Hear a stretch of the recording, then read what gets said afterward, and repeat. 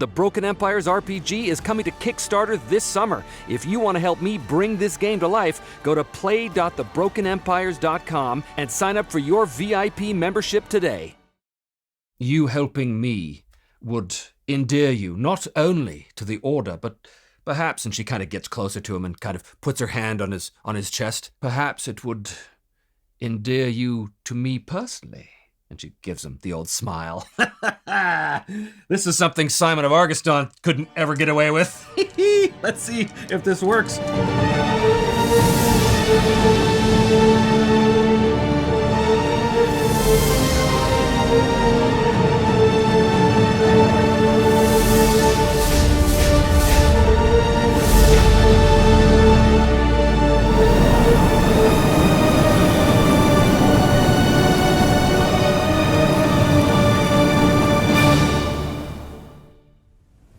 Well, hello and welcome back once again to Me, Myself, and I. I am Trevor DeVal, your host, GM, and player.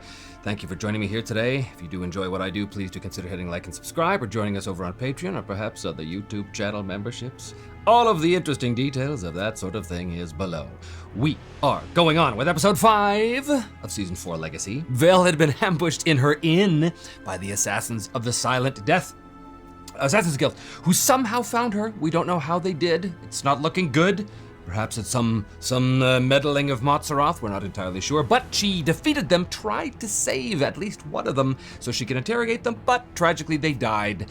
So she wound up using a lot of medical supplies for nothing. And then they fled into the night and wound up in Leper's Gate, which is a very, very slummy part of the city, but they were able to find a really, really low-class kind of in that night. It's about 3 a.m. when they burst into the room, and there's a few things we need to deal with right off the bat. Obviously, Vale still has a 3-point wound in her chest, which was caused by a poison blade. However, if you recall from last episode, the poison did not actually take effect, so she doesn't have to worry about the repercussions of that. We're gonna have to deal with her wound, which will look at the healing rules. Oh my goodness, very, very good, because if she doesn't heal this wound properly, wounds in the Broken Empires have a nasty tendency to become infected, so we don't want that to happen. But there's also a couple of other things. So she had 6 XP all in, and she wanted to spend it, so what she did was she improved a bunch of skills. How it works is, if you want to improve a skill, you spend an XP on a skill roll. Take the percentile dice and you roll, and if you get over the current value of the skill, it goes up by 1d4 plus 1, and if you get the skill or less, it goes up by 1.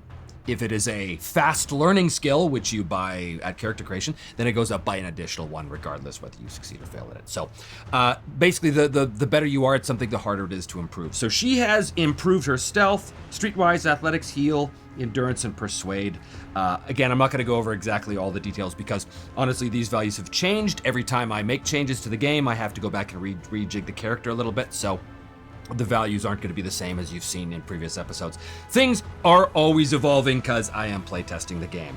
So let us get on with it. First of all, our chaos factor is still at 7 because things are getting crazy. We do want to know the name of the inn though that they're at, and for that I'm going to turn to Matt David's random tables number 3. 85. The Black Horse. That's very cool. Might be the Black Camel because it's the desert, but no, it's the Black Horse. So they're in their inn room. It's 3 a.m., very, very late. Everybody else is sort of already in bed, or there's a few drunken revelers still in the common room that they can hear drinking and such, but mostly everybody's in bed. They come into the room. They're exhausted. They've had a long day. Because remember, this night was also the night that she was at the ball, so there was lots of stuff going on there. So she comes in. She does have this wound in her chest, and I think she turns and sits on the bed and says to Thrag, Thrag, I need your assistance, please help me. Now, Thrag is going to help her via the helping rules. Thrag does have a heal skill of 35, which means that if he helps her, she's going to get a +6. It's not great, but it's something. Her heal is 45, so she's going to be rolling at 51. Now, when you go to make a heal roll, you have to roll a medical supply die as well, which I think we saw her do on the Assassins last round. She's down to D6 on that, so if she rolls a 1 or 2 on the D6, she's out of medical supplies. Now, luckily, Thrag actually has his own supplies that she can borrow if she needs to, but let's see what happens. She is going to try this. So, incidentally, too, heal works a couple different ways. It works for first aid in the heat of combat for like emergency treatment of wounds that are threatening to kill you, and it also works for more long-term treatment. So in an emergency situation, you could try every round, but in a long-term situation like this, it takes an hour. So They're not going to get to sleep till at least 4 a.m., so it's going to be a very, very, very late night for them, and it is going to take an hour. So she's going to get one attempt before she's basically too tired and has to go to sleep. So here's hoping it works. The other thing, too, is if she does get her rest in the morning, she's going to get all of her resolve back. Because if you rest in a safe place, according to the current version of the rules, anyway, that may change. But right now, you get all your resolve back once you have a full rest in a safe place, which this hopefully will be. Let us see if she does it on 51, 45, excellent. Okay, this is actually a really good roll. So when you use the heal skill for treatment, you get back 2 wound points plus 1 per 2 SLs. So she got 2 SLs, so that's 2 plus the 2 is 4. She only had a 3-point wound, so the wound is completely taken care of. Turns out it wasn't as bad as we thought. She targeted the body location, that's where the wound was. How it works is if you have multiple wounds in a location, you target the location, and you can distribute the wounds when you're healing to whatever of those specific wounds that you need to. Nonetheless, she succeeded. Let us see how the medical die supply situation is. Oh, look at that, and she used up the last of her supplies, so her medical die goes from a d6 to nothing. The important thing is she no longer has a wound in the chest, because if she wasn't healed from that, then at the end of the day tomorrow, she'd have to roll this nifty green infection die, and infection is really bad, could actually kill you. She doesn't have to worry about it. She's healed. Excellent. All right, so in the morning, they wake up somewhat rested because they've had a night in a proper bed. They can hear the sounds of the city already blooming all around them outside the window. They can hear the cries of the hawkers and the calling of the beggars and such, as they are in sort of a slum kind of area of the city. And the smell, my God, the stench of human everything is everywhere. You know, I think that the merchants of Venturer, certainly the people of Venturer, burn a lot of incense, a lot of sweet spice kind of smells to try and, mask the smell of just massed humanity, but it doesn't always work, and especially not in Leper's Gate. Anyway, here's the thing. She's being chased by the Vizier's guards. However, the Vizier's guards don't know what she looks like, because if we recall, she was wearing a mask and a costume. So that's not actually a big deal. She's ditched the costume and she's back in her own robes now, her own sort of desert robes. So I don't think that the Vizier's guards are going to be much of a problem. They're still on the thread list, so it still could happen. More importantly, the Silent Death Assassins found where she was last night. They could find her again, so that could come up as well too. That's going to be something she's going to have to deal with. But before she does that, she has a couple of leads she needs to follow. She knows that Montserrat is somewhat awake enough to have essentially taken over the Vizier and commanded him to bring in that body of the old Vizier that Montserrat had killed like 1,000 years ago. Bring that body and sarcophagus to the palace where the Vizier, the new Vizier, took the circlet from the corpse of the old Vizier and put it on. That is an arcane tether to the Lich. That is how the Lich is directly controlling and cementing his control over the current Vizier. So she knows that that is the best way to find the Lich, actually, because the members of the Order of the Purifying Flame, they can track down undead, but in order to do that, they need an arcane connection, an arcane tether. However, she can't just waltz into the palace and knock the circlet off of the Vizier's head. That's not going to happen. I mean, I can't even imagine any circumstance under which she's able to get that circlet that isn't crazy suicidal. Nonetheless, when she stole into the basement of the palace, she found a couple of other artifacts in the body of the old Vizier, some ruby rings, things like this. It is possible that there might be other things in that sarcophagus she didn't see, things that might serve as an arcane tether as well. Probably a lesser one, but it stands to reason that if the circlet of the dead Vizier was a connection to the Lich, it's possible something else, some other possession of the dead Vizier might also do the job. But that, of course, would mean getting into the palace, again, very, very dangerous. So that is one possibility. The other possibility is the excavation team that brought in the sarcophagus from the deep desert. There was some sort of dig site out there that the Vizier had commanded these guys to go and bring back this body as though he knew where to look. So obviously Montserrat was sending him some information. She could try and track down this excavation team and see if they know anything. They might not, it might be a dead end, but they were there. So they might have seen something. There might be some clue there. At the very least, she might get the location of the dig site from them. That's the other thing. And of course, the third possibility is she is without allies here in Anchurir, except maybe there is someone waiting in the wings. She made a very good impression with General Darian Bangara, who was quite close to the Vizier. She helped him at the ball last night by returning his family heirloom necklace to him, which he then promptly used to try and seduce the lady Kafiri, who's the head of the Courtesans Guild. Whether or not he succeeded at that, we don't know. So it is conceivable that because she's done him a favor, she might be able to ask him for a favor too. I don't even know how he might be able to help her, but she could track him down. If he was successful with his amorous inclinations last night, she would know where to find him. It would be at the Courtesans Guild in all likelihood. So I think that's what she's going to do. She gathers up her gear. They're going to go to the Courtesans headquarters, the Courtesans Guild, where Lady Kefiri would keep her quarters. On the way, I think they're going to do a quick streetwise roll just to see if they can find a vendor to sell them some sort of like bandages or medical supplies. I would normally give her a bonus to this roll because it's pretty easy, but they are in the slums. So I'm just going to make it a straight up streetwise roll, which is not particularly good. However, Thrag's going to help her with his very, very, very tiny streetwise skill. It's not much. She's basically rolling on 40. Is she able to replenish her medical supplies on the way? Oh my goodness, she actually is. And it's 3 success levels, so that's gonna be D6, D8, D10. Takes up a little bit of time, but no big deal. So that's at about 9 o'clock. I think she arrives at the Courtesans Guild around 9:30. Now here's my question. Did the general succeed in his amorous intentions? Is he here at the Courtesans Guild? I don't know, I'm gonna call it 50-50. We don't know whether that necklace worked. Let's see here. Chaos factor 7. Is he here? The answer is yes, he is here.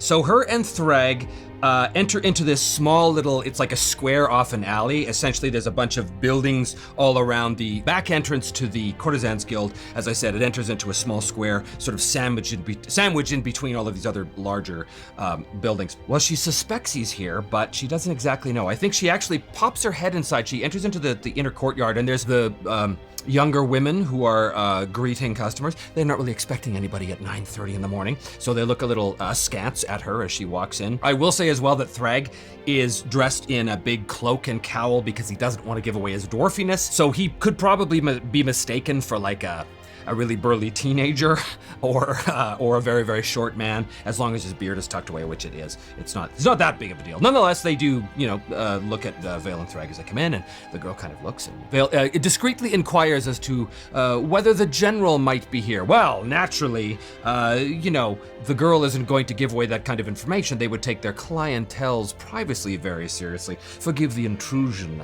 and good morning to you, my friend. I am a servant of the General Bengara. I am led to believe that he is here this morning. I have very important news for him. Well, that's kind of a lie, actually, because she's not. So instead of persuade, it's a deceive. She's rolling on 60, and she gets 23. Success. This was a simple roll, so success levels don't count. The girl sort of goes to her ledger and looks and says, oh, yes.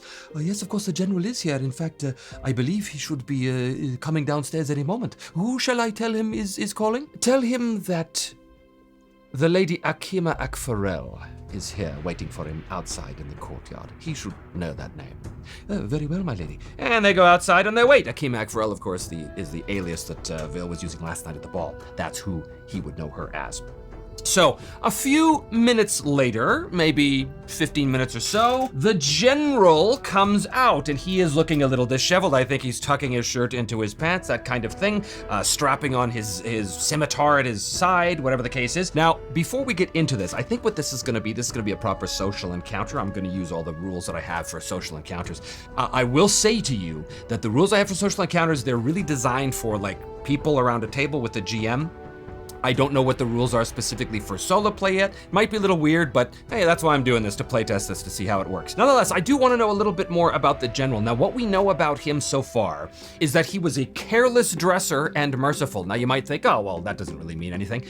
I think it does, actually. I'm extrapolating a lot from careless dresser and merciful. He is a general. He's not the only general. He's one of the generals of the cities. He's a careless dresser, which means to me that he sort of eschews the fame of his rank. I think he is actually a commoner, and I think he worked his way up from the streets on merit alone. I think that somebody, maybe he joined the army or joined the city guard, but his natural keen eye for strategy and tactics caught the attention of his superiors, and even though he was a commoner, he was given more and more responsibilities and eventually rose through the ranks to become a general. So he is not a nobleman, which is kind of unusual. He eschews the trappings of the rank. It doesn't mean a lot to him. And merciful means that he is extremely good at his job, and he chases his enemies and defeats them utterly, but he always allows them a chance to surrender. So he's kind of a good dude. He's like a good guy. And yes, he's coming out of this courtesan's guild, of this brothel essentially, because he's still a human and he still is prone to desires like the rest of us. He comes out and sees Vale. Of course, he doesn't recognize who she is. Lady Akfarel, he kind of looks her up and down. Again, she was dressed like an angel of Mere the last time he saw her. Forgive the intrusion, General. I hope I didn't catch you out at an inopportune time. Oh, no, of course not. It is fine to see you again, lady, although I must confess I would never have recognized you in your garb. Oh, you mean my cloak? This old thing. I assure you, General, the reason for my visit has very little to do with noble fashion. Do you have a moment to speak? Of course, for you, Lady Akima. Of course.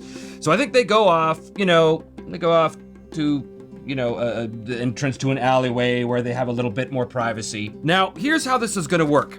With a social encounter, she has to set her specific goal. What does she need from him? Well, I don't actually know. I'm not exactly sure how he can help her, but I'm sure he can. He's a very influential guy at court. What she wants to do is convince him that there's something wrong with the vizier and that she can help, but she needs his help to do it. So that's what she needs to do. How this works is, the first thing we do is set the tolerance threshold. The tolerance means that's how many times she can fail before we introduce the tolerance die, very much like a wound die. That's how many times she can fail until we start rolling that die, and if the die ever rolls the amount of skill rolls she has already made or less, then the encounter is over.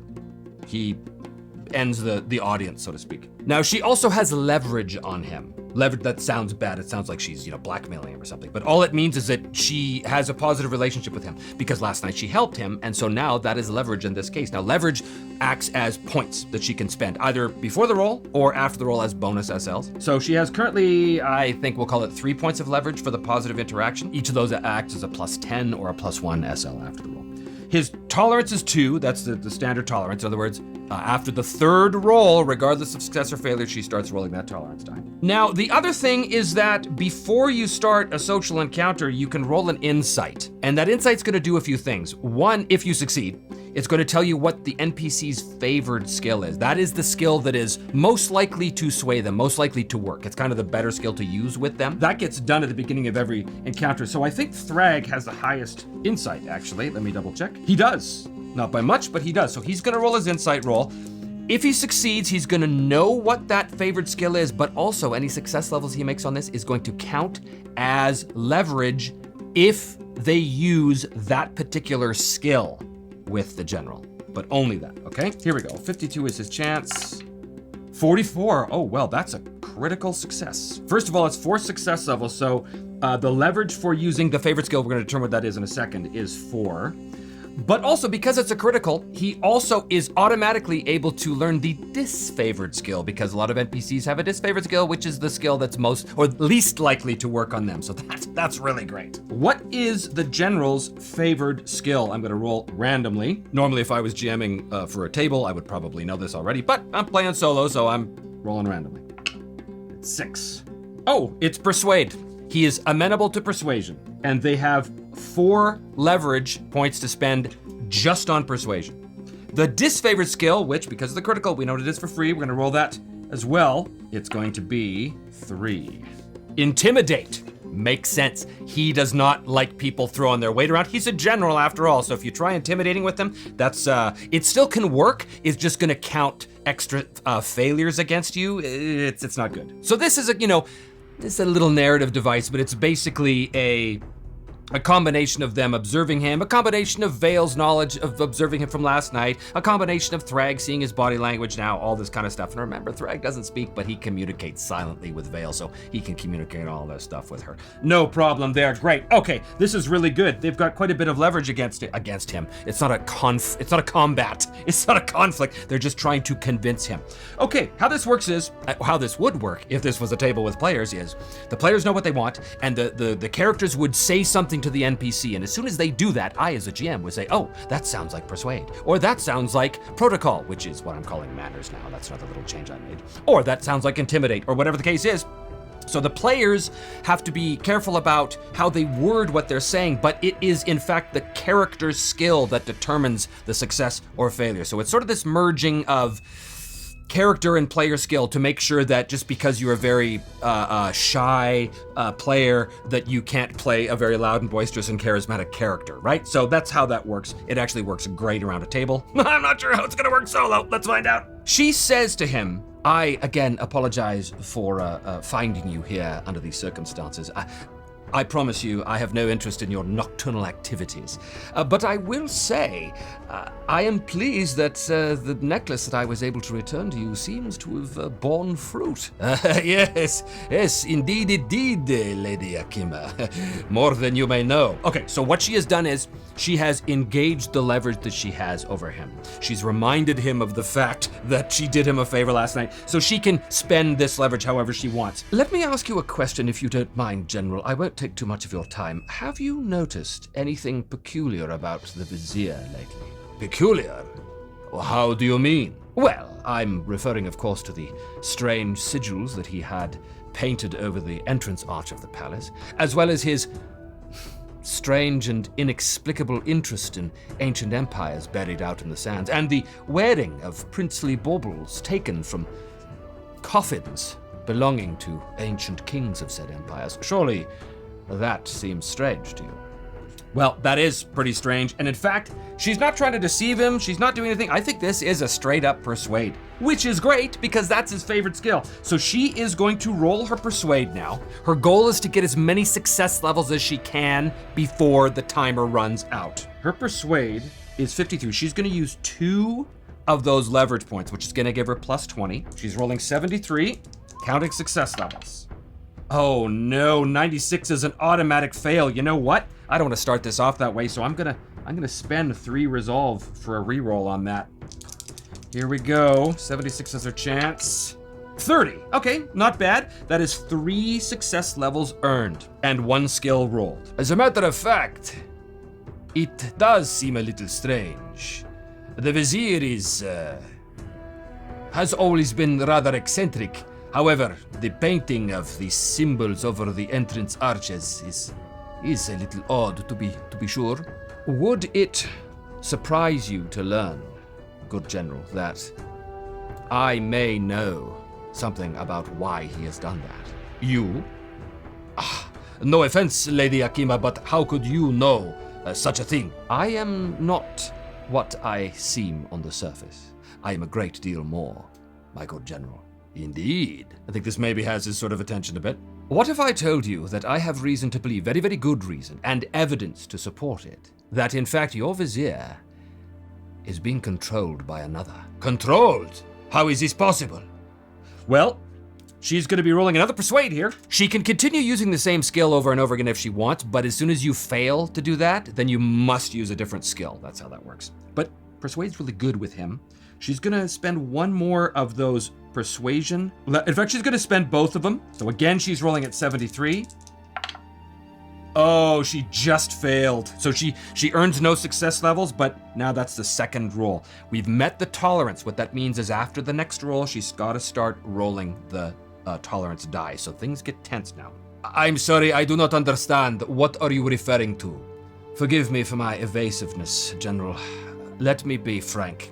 It is given to me through the organization that I represent to be able to sense the presence of foul undead.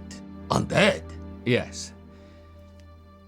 Last night, when I was in the vicinity of the Vizier, I was able to reach out with my powers and sense the presence of a particular undead in the circlet that the Vizier was wearing. I have reason to believe, my good General, that your city is in grave danger. And I believe that, as you are one of the finest generals in Ancharer, from everything everyone has told me, that you yourself have a vested interest in helping me protect the city. So what she's doing here is appealing to protocol. So that's what she's going to roll here. Her protocol is pretty good. It's 56. I'm going to spend 1 of the general leverage here to get a bonus of plus 10. So she is rolling on 66 here.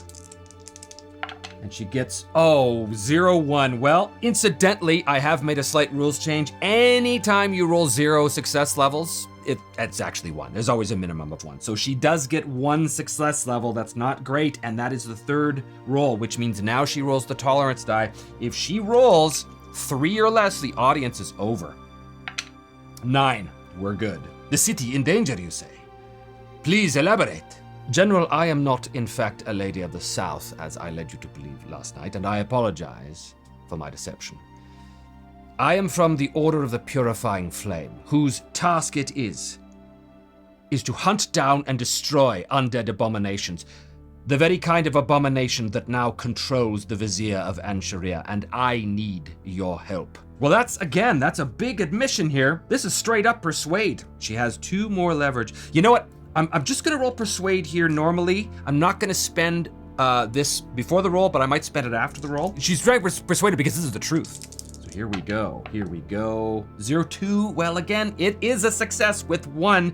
I'm gonna spend the last of my leverage for an additional 2 SLs. That's 3 SLs. Currently, she's earned 7. She's getting close to having a success, but now we roll the tolerance die. It's 4 or less. 9, we're good. The Order of the Purifying Flame. Has he ever heard of that? Probably unlikely. 63 is actually a yes. I have heard of your group. You are based far, far to the west, are you not? We are indeed, General. But our business takes us far from home, as mine does this day. I am not an Ansharia by my own wishes. I am here to track down the Lich Motzaroth, the very creature who has enthralled the mind of your Vizier. I believe that if I am able to get inside the palace, I could seize an item from the same sarcophagus that the circlet comes from. That item might be able to help me track down the Lich and end the threat to Ansharia. Will you be able to help me do such a thing? That's why we're playing this little mini game. Let's find out. Here we go. That is pretty big. Again, I think she's talking about saving the city. I might even call this Inspire, but I think this is a protocol roll instead. She's appealing to his role as general to save the city. Here we go. 56 and 27. 2 more success levels. Very good. And that is the 5th roll. That puts her up to 9 SLs. Let us roll. Here we go. 5 or less. Oh, we can continue on. He's still listening. If what you say is true, then certainly something must be done. What exactly is it that you had in mind? I'm not entirely certain, but I know that I have to get inside the palace and find that sarcophagus hidden in the basement that I discovered last night. I'm afraid I was performing some skullduggery of my own. Perhaps there is a way for you to help me get inside the palace. Perhaps disguising myself as a member of your entourage. Yes, well, of course, I may be able to accommodate. Her deceive is her best skill, but I don't really want her to lie to him. I don't think that sets a good precedent. Oh, well, there is a skill I've added called seduce. She could turn on the charm, turn on the flirt a little bit. I thank you for your willingness to be able to help me, help all of us, and your city in this time. You helping me would endear you not only to the Order, but perhaps, and she kind of gets closer to him and kind of puts her hand on his chest, perhaps it would endear you to me personally. And she gives him the old smile. This is something Simon of Argiston couldn't ever get away with. Let's see if this works. This is a seduction roll, seduce. 42. It doesn't quite work. Bummer. Let's see, that's the 6th one. 6 or less, and the audience is over. 10, it's not over yet. Okay. He kind of looks down at her hand and cocks his eyebrow, not rebuffing her, but not accepting the gesture either. She carefully takes her hand away. She spins around and begins to pace back and forth across the courtyard a bit. The truth is, my general, if something isn't done now, I fear not only for the city of Ansharia, but for every living soul within it. If Motzaroth is able to control the Vizier as he has already done, there is no telling what further evil he could visit upon this city, and then even the force of arms that you could bring to bear in the field will be of no avail. But luckily, I am possessed of a way to put him back into the cage where he belongs. But as I said, Without your help, I may be unable to do it. So this is definitely a protocol roll. And you know what?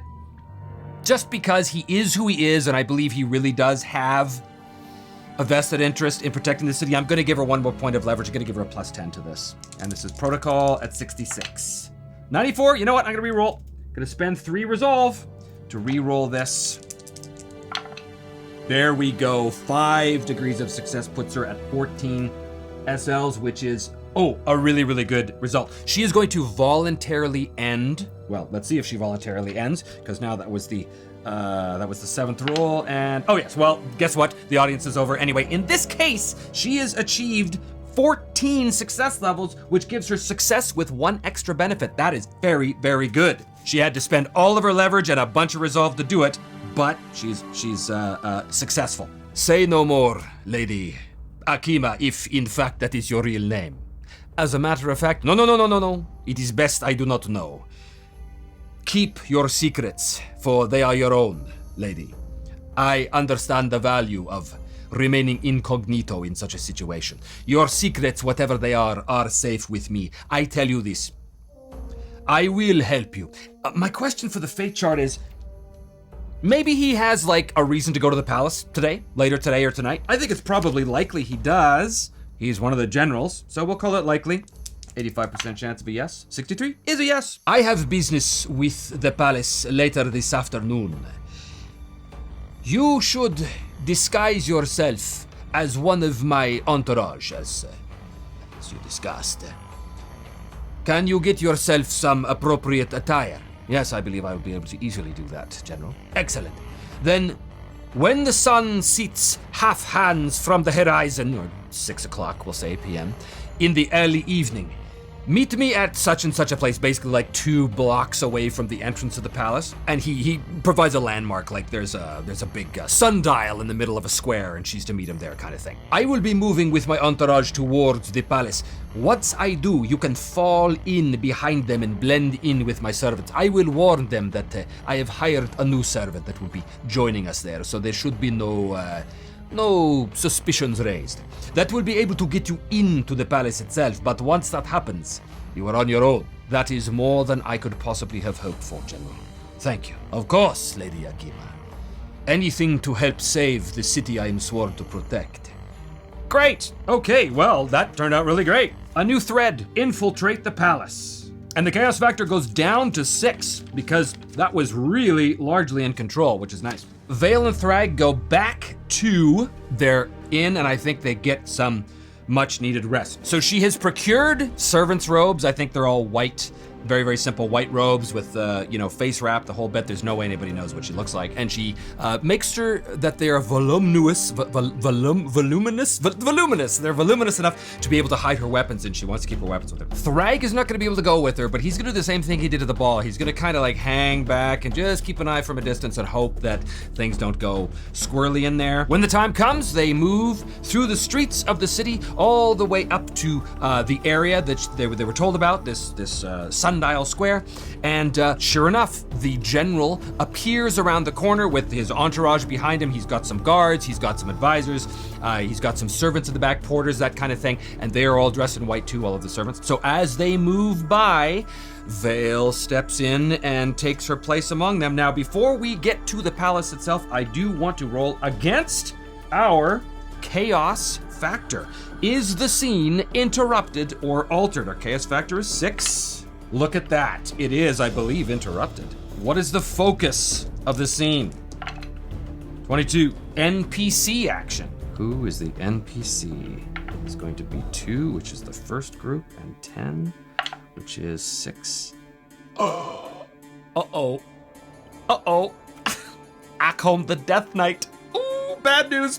What is the nature of the NPC action? 12.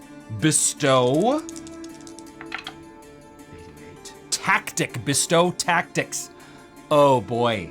Bestow tactics. Give tactics to, my first thought is give tactics to the assassins. Give tactics to, yes, it is in fact Akholm that is responsible for the Silent Death Assassins knowing where she is. He has empowered the Silent Death Assassins through some sorcery to be able to track, Yeah, to track the thing that presents the most danger to the Lich, which is the Spirit Mantle. That is how they knew that Vale was here. They sensed the presence of the Spirit Mantle, and I think at the intervening days that it took her to get from the desert to the Ancharir, I think that Akholm, I'm not sure the details of it, but Akholm was able to use some sorcery to zero in on the Spirit Mantle itself. So, bestow tactics, that is how they are tracking Vale. It's because of the Spirit Mantle. They are using the very thing that she needs to put the Lich back in his cage as a beacon to track her. That's really terrible. The NPC takes an action. He bestows tactics upon the Silent Death. They are, in fact, here waiting for her. Oh boy, I think they're staging an ambush right outside the palace gates. Is that what they're gonna do? Is it just like an actual out in the open ambush with all these people here? That's kind of crazy, actually. I'm gonna call that nearly impossible that that's in fact what they're gonna do. It is an extreme yes. That is exactly what they're doing. Okay, it's an extreme yes, which means, oh, I know what that means. Luckily, Thrag is close by, but here's the thing, it's an extreme yes. As the entourage is moving towards the palace, the general goes up, the gate guards challenge him in all very formality. He presents himself.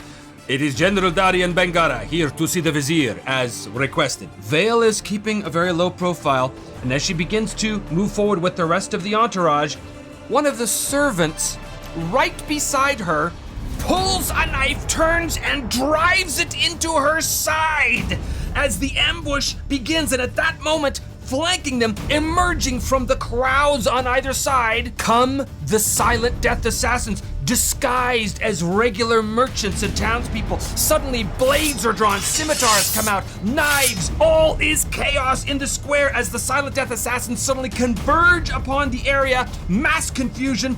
Does this assassin, who is masquerading as a member of the general's entourage, does the assassin actually stab Vale, taking her utterly by surprise? I'm going to roll next time on the next episode of Me, Myself, and I. You'll have to join me to see what happens. This is really bad. An ambush outside the palace. Who saw it coming? Certainly not me. Such is the beauty of solo roleplay with Mythic GM Emulator. Thank you so much for joining me. Please do hit like and subscribe, and consider joining us on Patreon or on the YouTube channel memberships, or becoming a VIP member to support the birth into the world of the Broken Empires RPG. Thanks for joining me here today. I will see you on the next episode of Me, Myself, and I.